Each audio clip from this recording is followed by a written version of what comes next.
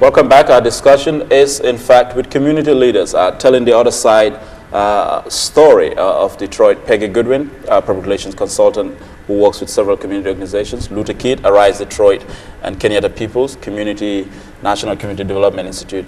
But before we went on a break, there was a conversation around local media here, because it always keeps coming back what the responsibility is, because I'm sure Chris Hansen talked to a lot of reporters, or perhaps he maybe talked to a few reporters. Well, actually, I'm of the opinion that the local media, in fact, do a better job than people give them credit for. All of them have some level of community relations, and they do hard-tugging stories of various kind. My issue is that the way it's portrayed is that you don't get a sense of the critical mass of good in this community, because it's very fragmented, and that's a drum I've been beating for a long time in terms of how I think, I won't go into how I think this can present in a way that the community can recognize it more. I think one of the things that we need to see is a common vision and a common call, but individual media outlets are pretty much doing their own thing, and they do some good. So I don't want to just be a bash of local media. We've gotten a lot of coverage related to what we're doing. They've been friendly to us in a number of ways, but I think there's room to take this thing to the next level, and we have to take control of our own message. So just like you have in this show, it's very important to get your own message out. But the other issue here, Peggy, is, in fact, when I looked at the editorial pages of the papers, I didn't see perhaps a strong call enough to say, look, okay, you've told the reality, but what about, where's the notion of balance here?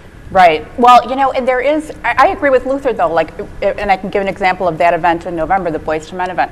It got strong, very strong, including editorial coverage locally. TV, editorial, print, so radio, it did get strong coverage. I look at, okay, locally, editorial pages. Look at Jeff Garrett. Look what he's doing locally. I don't know if you saw the Sunday Free Press, not to give another paper a plug, but he showed a police officer who's mentoring an ex-con. That is a way to prevent crime and recidivism in this community. I was just in Chicago, and the lead story was they want to bring in the National Guard to combat crime.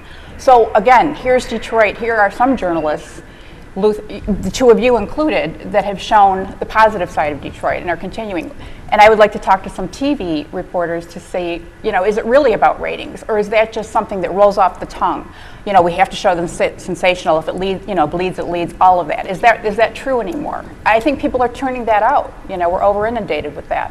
Kenyatta, tell us in terms of the work that the National Community Development Institute is doing. Because I want what part of the conversation here is to let people know what is out there, and so they can understand that there is a bigger story than the story that we saw 2 weeks ago. Okay, thank you.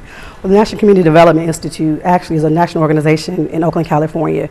They actually work directly with Detroit. They've hired people that are actually from the community, and the goal is to really to build the capacity of people of color in communities across the country. And particularly in Detroit, the goal is to ensure that we provide them with leadership development skills. In fact, we had a leadership development academy to actually show them how to be leaders, how to organize on their own. And then some things that we're doing as liaisons is actually we're packaging the work that we've done over the past 3 years with these communities. Now that they have community councils in place, the goal is to kind of show them how to continue to tell their own story instead of waiting for someone else to tell the story. Now, you're working on 6 neighborhoods, right? Yes. Why were these neighborhoods selected? Those neighborhoods were selected based on the Skillman Foundation conducting research on neighborhoods that had the largest number of people, young people. 30% of the children within the city of Detroit are actually in those 6 neighborhoods. And there's neighborhoods that have limited resources, but neighborhoods that can really be saved at this point in time. How do the groups that Arise Detroit work with, since you're this big community conglomerate, how do they? It makes sound like there's a lot of money with that. Okay. But I understand your point. Right. How do we work with, well, Arise Detroit, our philosophy is not to reinvent the wheel. And it's about people stepping up and taking charge of their own communities. Matter of fact, part of this interview that I gave Chris Hansen that you didn't see on Dateline was me telling that it's first on us as Detroiters to take responsibility and engage to fix our communities. So what Arise Detroit is about, number one, getting people involved. So therefore, we reach out to the community and encourage people to volunteer. They sign up through our website. We direct them to community events of various kinds where they can mentor, tutor, be literacy tutors, work with groups like Kenyatta's in neighborhoods. So we issue a call to the community. We also serve as a marketing arm. Each week we send out an e-news blast of events that neighborhood groups and other groups are doing to get people to support those groups, to engage those groups in neighborhoods all over. And we actually started with 22 founding organizations. Now we have more than 400 that we work with.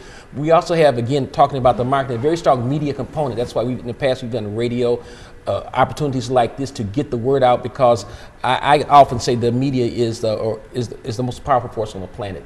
And therefore, we also are engaged, and as we speak, are engaged in some very promising discussions about some new media initiatives that we can offer to be in a better job to tell our own stories locally and nationally, because we have a great story to tell.